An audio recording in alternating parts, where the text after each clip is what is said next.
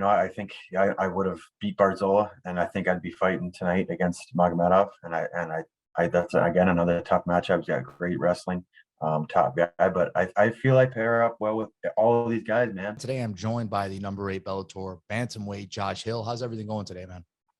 I'm good, man. How are you? Not too bad, man. Not the greatest times in the world, but here we are. I know, right? Whereabouts are you right now? I'm New Jersey.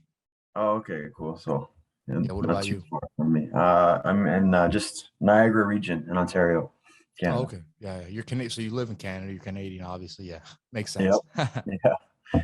So I want to get right into it, man. The last time that we saw you in the cage, obviously a lot of stuff happened since even the last time you were in the cage with fights and all that stuff that were supposed to happen, and then unfortunate stuff happened. But the last time you were in the cage, right? In December, you picked up a victory. Looking back on that win in hindsight, what do you make of it? Was there anything you would have done differently, even though you won, or anything that you saw? Not really, man. It was one of those fights that went kind of how we prepared for it. I couldn't ask for a better finish. Putting them get a nice knockout in the second round, and especially coming off a loss to my first and only loss in Bellator to Stotts, and I just wanted to bounce back and have a good performance, and I think I had a great one, and it was a tough fight. Scoggins was like 10-1, I think, coming into it, and it was his first fight in the promotion too. So yeah, man, I was totally satisfied with it, and I was hoping to really just keep rolling with that momentum into the Grand Prix. And then yeah, like you said, shit just happened, and it didn't work out, unfortunately. And I do want to get into that. But I want to ask you first because I'm really intrigued with, a lot of times guys weigh in and, they miss weight rather. And is it something that's weird mentally? Maybe not scary, but is it just weird going into a fight with a guy that, maybe didn't do as much as you did going into it? It was funny because that was my 25th pro fight, and we were joking, walking down to the weigh-ins. But I've never had an opponent miss weight in all those fights, which is pretty crazy actually. And then yeah, he missed weight by 4 pounds, so it wasn't even close. Like I don't, I hate missing weight. I've never missed weight, but I hate when people miss weight. And but like if it's by half a pound or a pound, you can kind of shit just went wrong. Maybe you just stop sweating and everything, whatever. But 4 pounds, that's like not even close. So for me, it wasn't like, okay, yeah, it was, mentally he's going to be way bigger than me or whatever. It was just more so like you didn't, first of all, it was, your own professional. You didn't, um, fulfill your end of the bargain upon agreement. And just more so like, I just wanted to make him pay for that. That's why like when we were talking, when he came back, it was like, okay, you get 20%. And then like they're like, you still want to take the fight? I'm like, no, I want more. Give me more. So like when I asked for more, and I think I asked for 50 to start. I'm like, give me 50.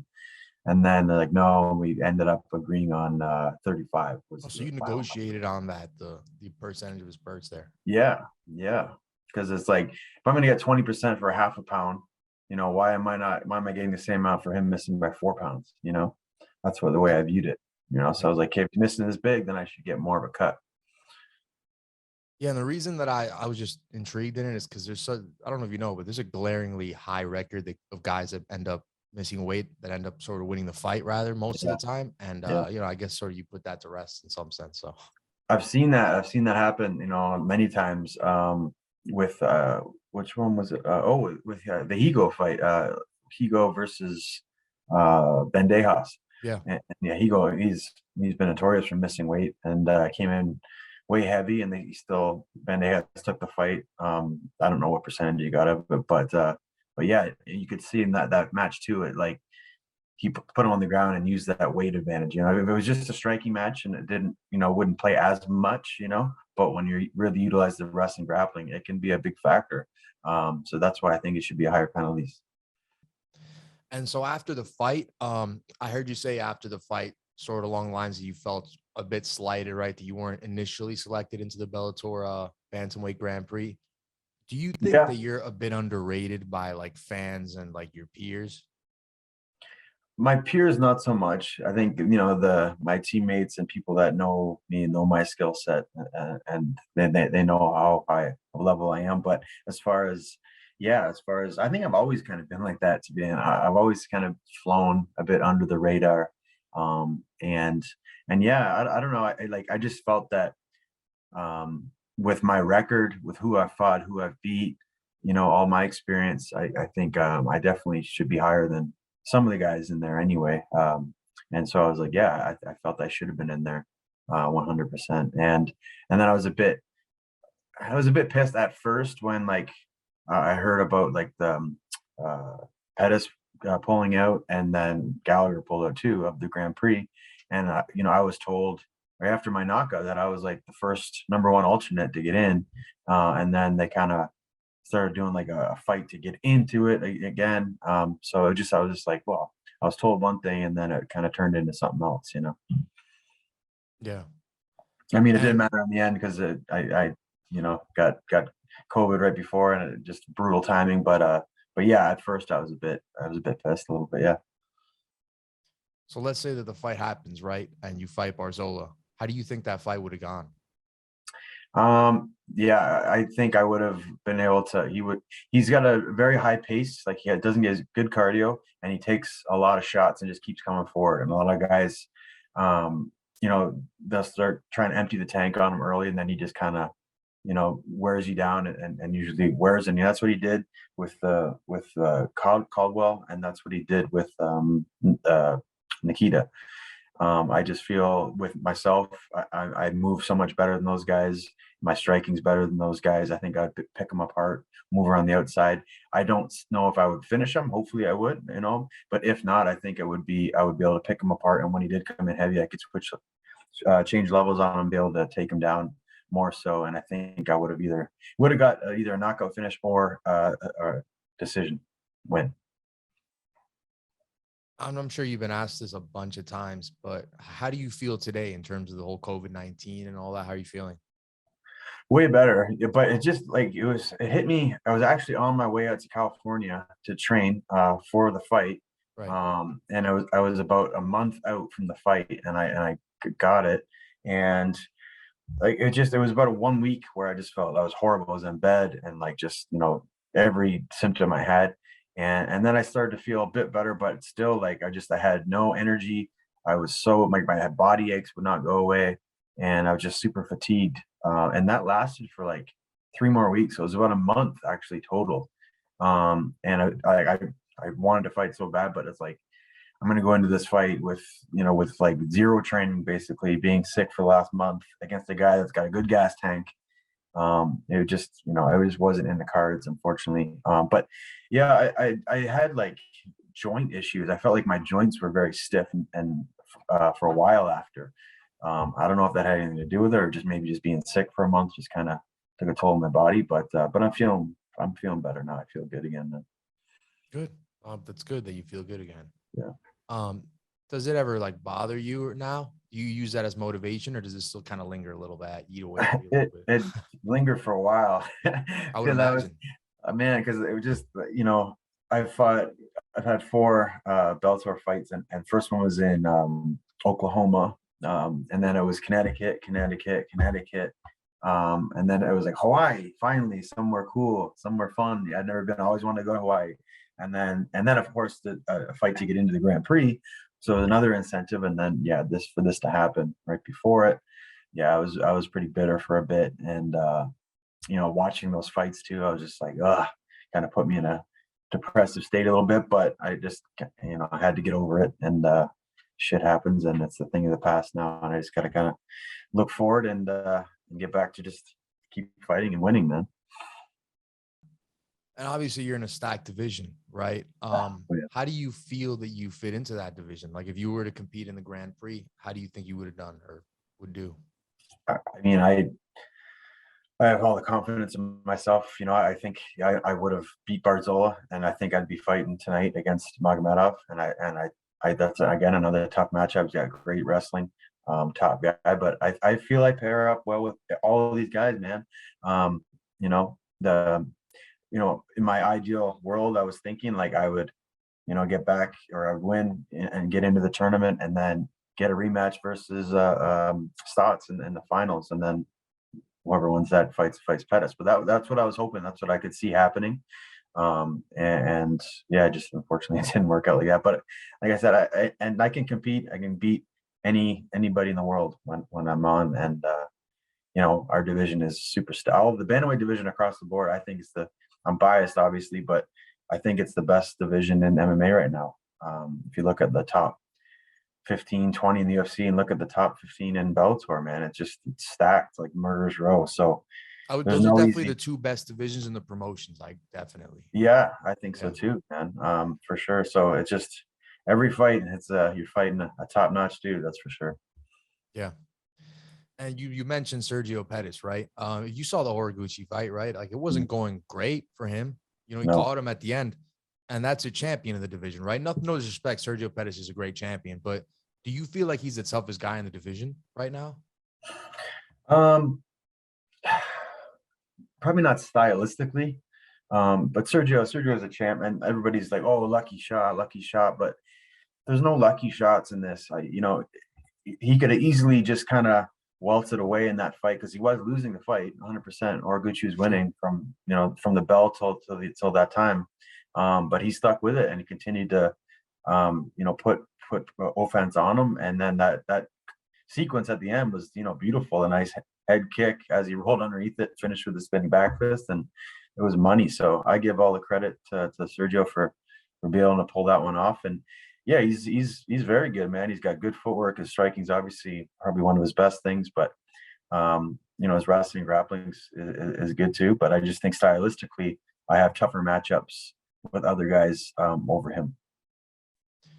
So, is there a matchup? Not necessarily who do you want next, but is there a matchup that you look at right now in that top 10 that really excites you that you think the fans would get a kick out of watching?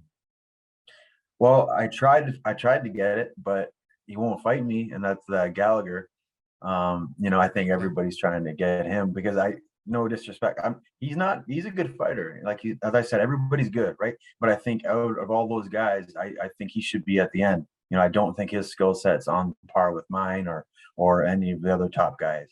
And he also has big hype behind him, Irish guy from McGregor's teammate.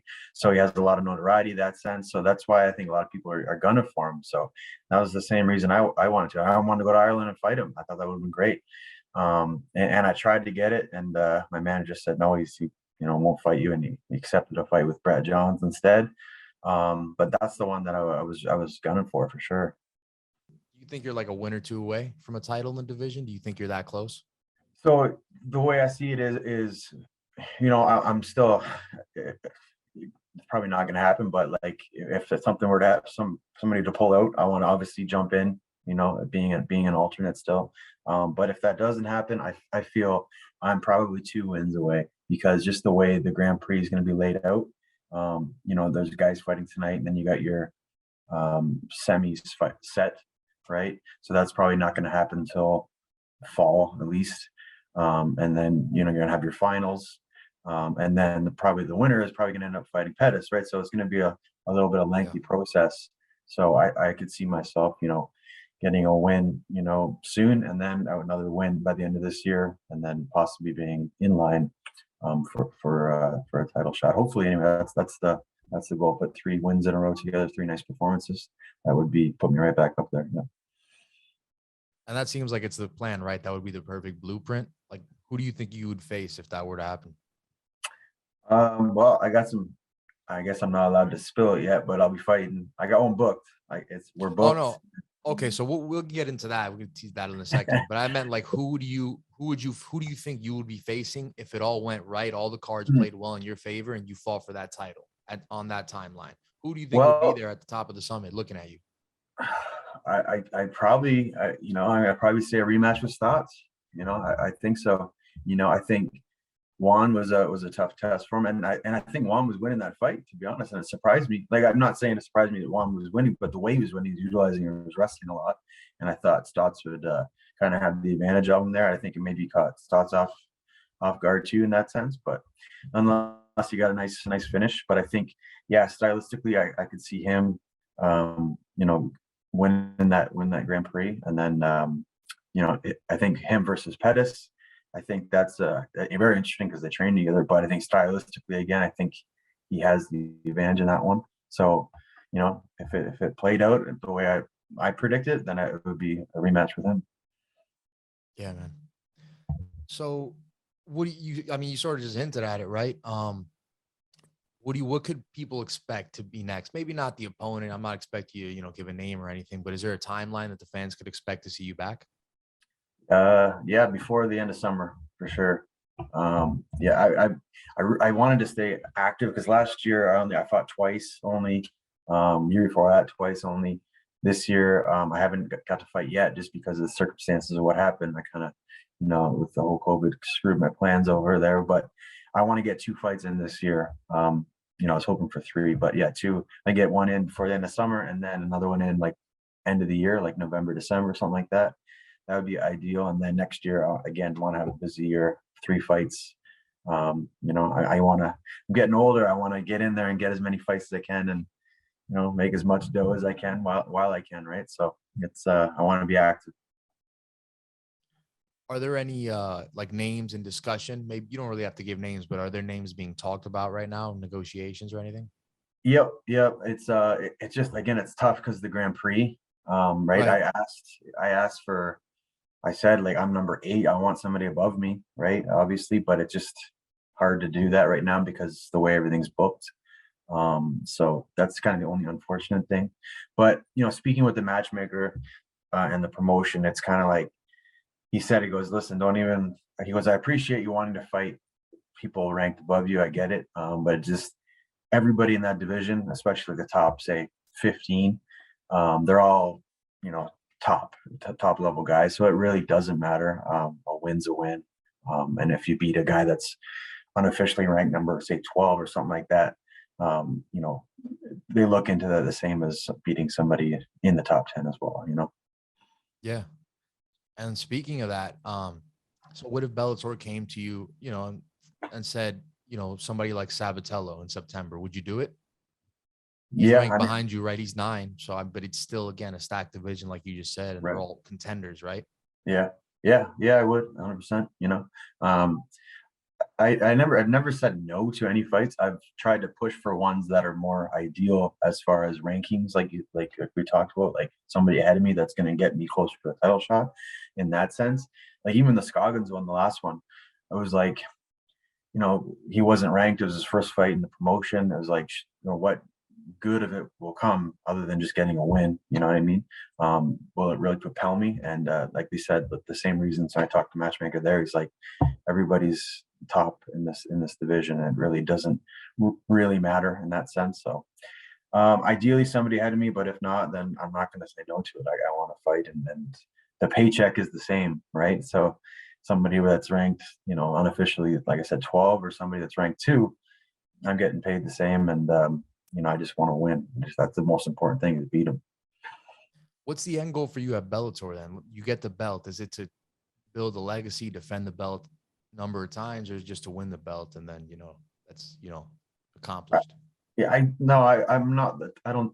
I'm definitely not the type of person to win the belt and then just like walk away from it. I'd want to defend it for sure, 100%. I feel I'm in my prime right now. I feel, as far as like athleticism and fight IQ and skill sets and confidence and all that, is I'm kind of at the top right now. Everything's kind of meshing together. So that's why I said I want to be active. I want to get as many wins as I can, and yeah, for sure, win that belt is the goal for sure, to being in this promotion. And I would love to defend that belt numerous times, and then I would love to retire the Bellator Bantamweight champ. That would be like, who wouldn't want that? You know what I'm saying? So yeah, but I don't look too far ahead in that sense. I'm just looking fight by fight. Like, it's cliche to say, but I can't overlook any other opponent. I have a long-term goal, right? That would be it. And then I have short-term goals, and I have to focus on those to be able to get to that long-term goal. So that's what I'm doing. Yeah, definitely. So you had the unique experience of being on The Ultimate Fighter, right? Has that Mhm. molded you into the fighter you are today? Yeah, man. I always tell people like I really enjoyed the experience. It was fun, unique, and cool. But I wish it happened to me later in my career. You know, timing wise, I wish I was a much more matured and confident fighter than I was then.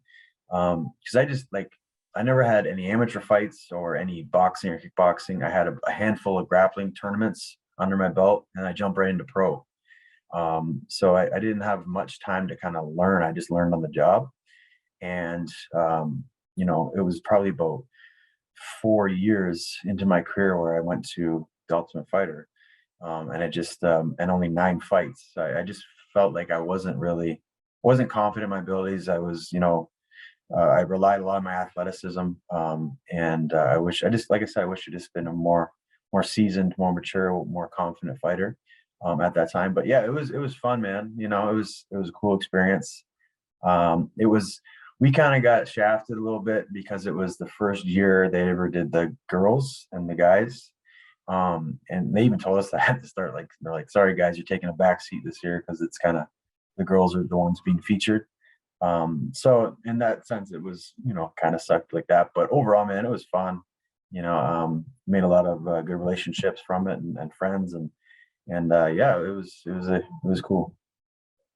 Yeah. That sounds like a fun experience, but I would imagine it was a challenging one, right? Because you do hear some kind of war stories about fighters saying that it's tough to be in the house, right? It is, man, because it's like I said, it's just you're eating, sleeping in the same house as your opponents. You know what I mean? They're training with them too, and just you're not with your coaches, not with your teammates, not with your family, your friends, and you're stuck in a house with these people, and you're being filmed 24/7. You know, you got to make weight in one day's notice. So that was the other thing. That's why there's so many weight misses on my season because Yeah. there's not a lot to do, right? So like everybody just kind of conjugates in the kitchen and just start eating, and you know, and next day you gotta make 35, right? So that was the tough part, just kind of keeping your weight maintained.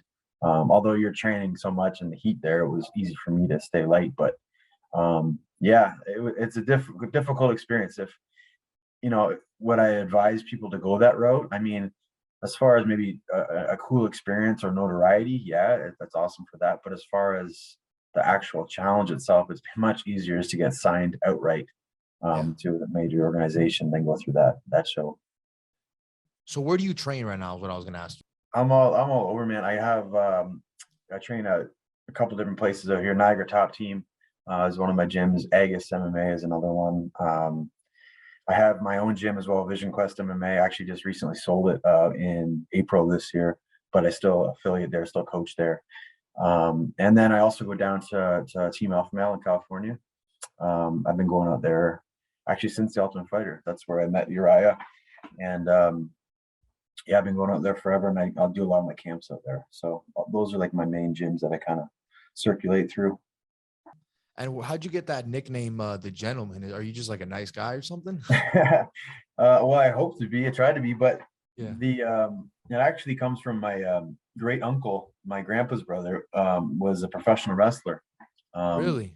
yeah, and he had a whole bunch of different names and gimmicks and stuff, but his most like kind of most famous role, he was Gentleman Jerry Valiant, and he was part of the Valiant Brothers, and he was actually a member of the tag team champs. So the WWE was WWE now, but back then it was the WWF when Vince McMahon Sr. ran things back in the 70s, I guess it would have been. So yeah, we just were joking around one day and with I think it was my uncle or my dad, and they just said he should go as, you know, gentleman Josh Hill. And it was kind of more of a nod to my great uncle, but more my grandpa. I only met my great uncle a couple times, but he lived in the States. But yeah, I just thought it would be kind of cool to keep that name going in the family. Mhm. That's definitely good, man. Carrying the legacy of them, right? Yeah, Through every yeah, fight. Yeah. I guess at this point it could only be honored even more through every win. yeah. And Moro Ronaldo loves that. He's one of the commentators for Bellator, and he comes from a pro wrestling like background too. He's a huge wrestling fan and commentator, and he's Canadian too. So he like kind of grew up in that circuit, and he remembers watching as like a young kid, like my great uncle wrestle. And then we found out that I was his nephew. He was like all excited about it. So every time we see him, we always talk about it. Well, Josh, I think that's a good wrapping point, and I just want to thank you for the time, man, and all the best to you in the future. Thanks, man. Yeah, anytime. Thanks, brother. Appreciate it, man. Take care.